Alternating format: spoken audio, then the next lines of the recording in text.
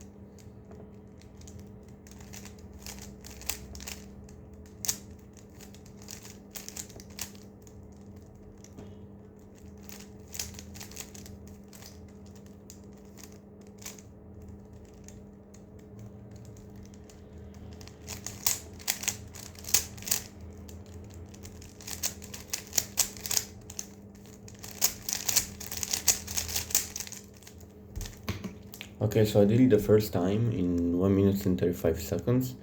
So now I have half of the time, a bit less, to do another time.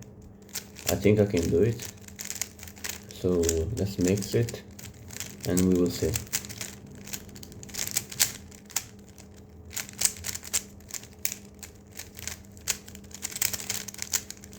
Casually, of course. I think we're good. Look. So I'm gonna start the timer again. Okay.